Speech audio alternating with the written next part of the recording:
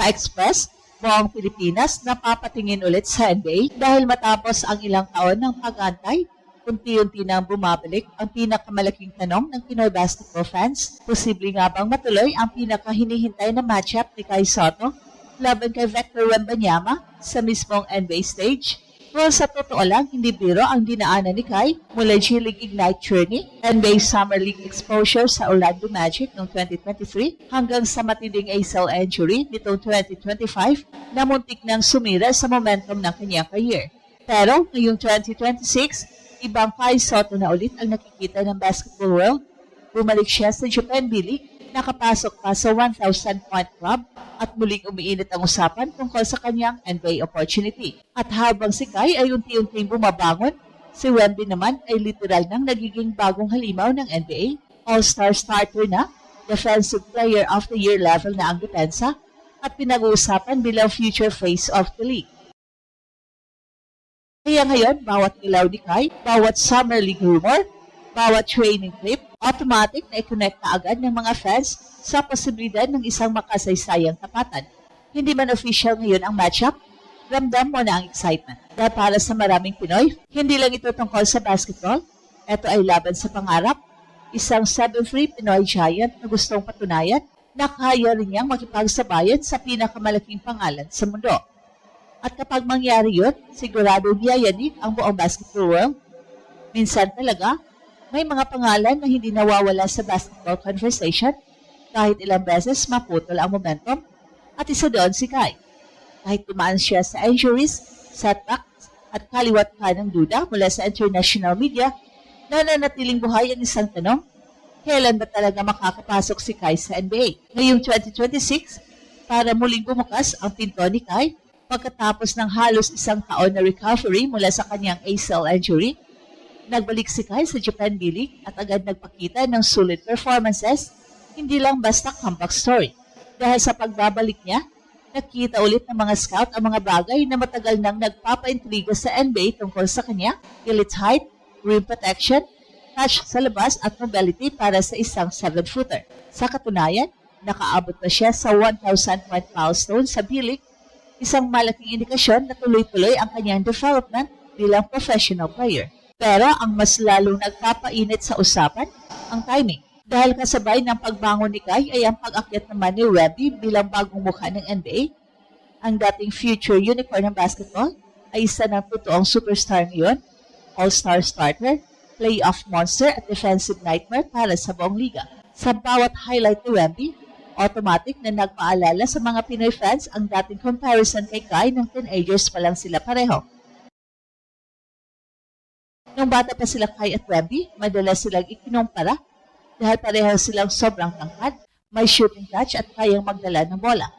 Pero habang mabilis na sumabog ang career ni Wemby sa NBA, si Kai naman ay parang naging simbolo ng unfinished business para sa Philippine basketball.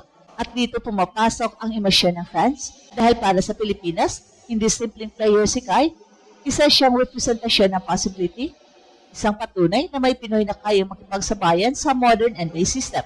Kaya bawat balitang konektado sa Summer League, G-League o kahit private NBA workouts, automatic nag-trending agad online. Sa ngayon, wala pang official NBA contract si Kai pero malinaw na hindi papatay ang kanyang pangarap.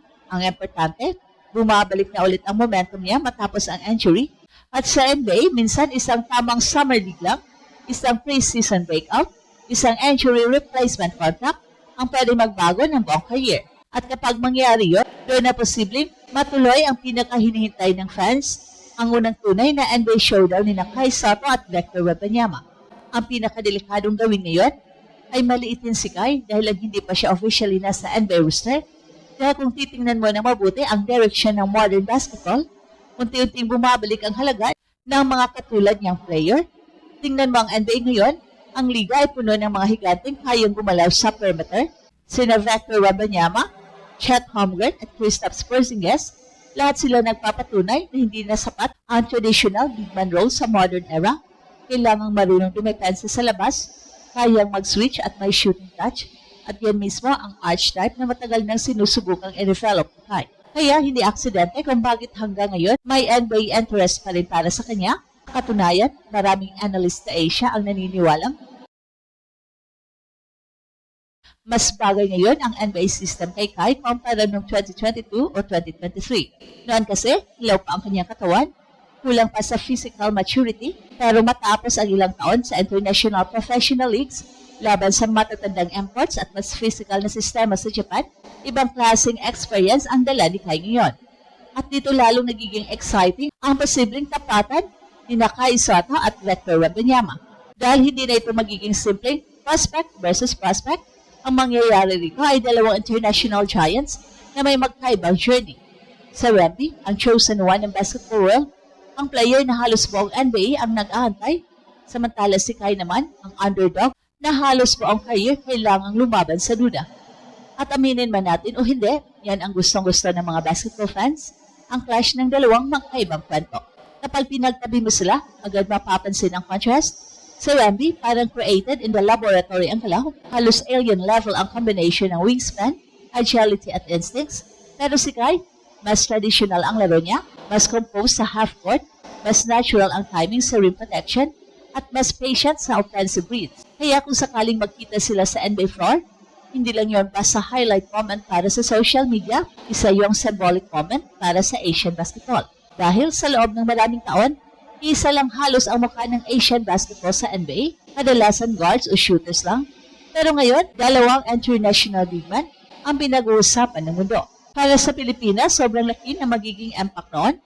Imagine mo ang eksena, puno ang arena sa US, hawak ni Wemby ang bola, tapos biglang nakasalubong niya sa paint si Kai, isang Pinoy, isang batang dating pinapanood lang sa YouTube highlights ng mga fans sa Pilipinas, biglang nasa pinakamalaking basketball stage na. Yan ang dahilan kung bakit kahit wala pang official confirmation, umaalingaw-ngaw na agad ang pangalan ni Kai ngayon. Dahil minsan sa sports, bago pa man mangyari ang isang laban, ramdam mo nang may paparating na espesyal. Well, sa dulo ng lahat, hindi lang simpleng Kai versus Wemby ang dahilan kung bakit sobrang init ng usapan ngayon, mas malalim pa rito ang kahulugan para sa mga Pinoy. Dahil sa bawat hakbang ni Kai papalapit sa NBA, dala-dala rin niya ang pangarap ng buong Philippine basketball community. Yes, mahaba pa ang daan, wala pang garantisadong kontrata, marami pang kailangang patunayan, pero ang pinakamahalaga ngayon, buhay na buhay ulit ang momentum. At sa basketball, minsan yan lang ang kailangan para magsimula ng isang malaking breakthrough. Habang si Wemby ay patuloy na nagiging global superstar, si Kai naman ay tahimik na bumabangon mula sa kanyang injury at muling humahabol sa pinakamahirap na liga sa mundo. At kapag dumating ang araw na magharap nga sila sa NBA hardwood, hindi lang arena ang sisigaw, buong Pilipinas mismo ang yayanig. At ito ang Express Info kung saan bawat kwento o ginulat ang mundo. Don't forget to like and subscribe.